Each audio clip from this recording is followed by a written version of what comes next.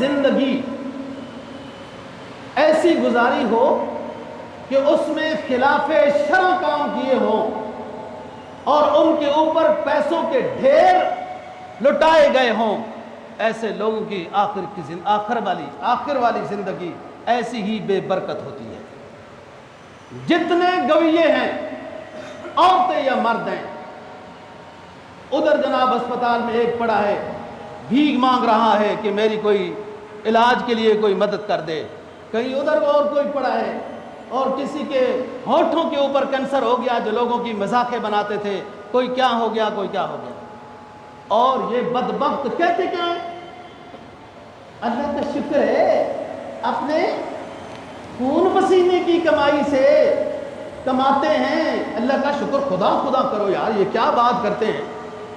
ادھر غیر محرم بلا وجہ، غیر محرم کے سامنے عورت بات نہیں کر سکتی، مجبوراً کوئی بات کرنے کی اجازت ہوتی ہے، قرآن اونچا نہیں پڑھ سکتی عورت، اور عورت عجیب سا آدھا ننگا آدھا ستر والا لباس پہن کے رقص کرتی ہے، گانے گاتی ہے، اور ساتھ کہتی کیا ہے؟ اللہ کا شکر ہے اپنے خون پسینے کی کمائی سے رزق حلال کما رہی ہوں۔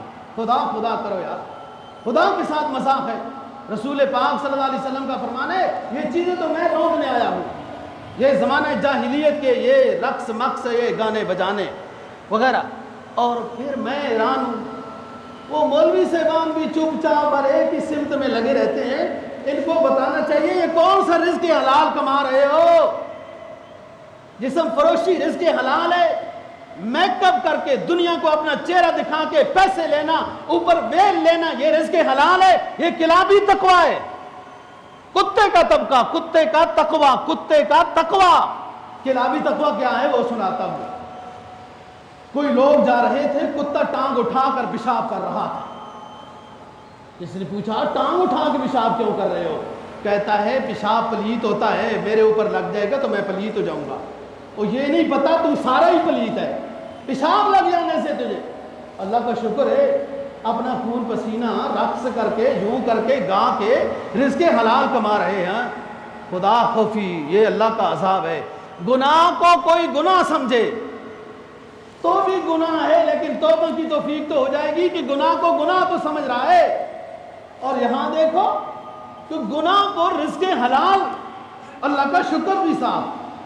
تو یہی وہ مغنیہ اس وقت بھی ہے، اب بھی ان کا اسی طرح ہی حال ہوتا ہے، کروڑوں روپے کی ویلیں، تو ویل ویسی بھی، یہ اسلام میں تو ویل نہیں ہے، یہ زمانہ جاہلیت کی بات ہے جو کی جا رہی ہے۔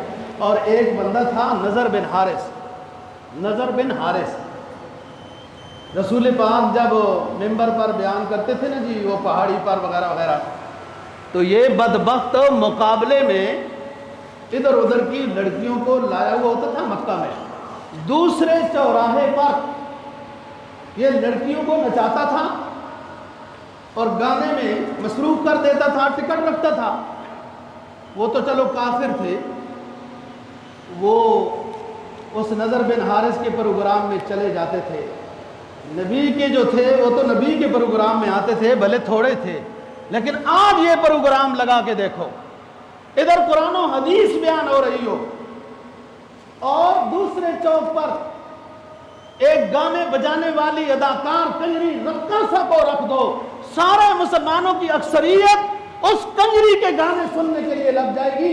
عالم کا تو جو دکھ درد ہے قرآن حدیث ہے، بہت کم لوگ ہیں سننے والے، یہ تو مسلمانوں کی حال بتا رہا ہوں۔ اس وقت جو حالت قرآن نے بتائی ہے سورہ لقمان میں، وہ کافروں کی بتائی ہے۔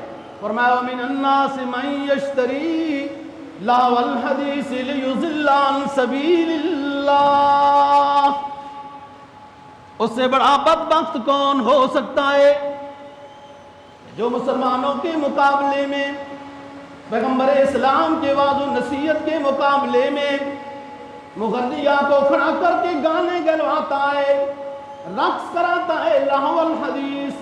کیوں؟ نبی کے پروگراموں کے مقابلے میں رقص کراتا ہے، گانے کی محفل کیوں سجاتا ہے؟ لیضل عن سبیل اللہ، تاکہ لوگوں کو سیدھے راستے سے دور کر سکو، جتنا ہو سکتا ہے اتنا حصہ ڈال رہا ہے۔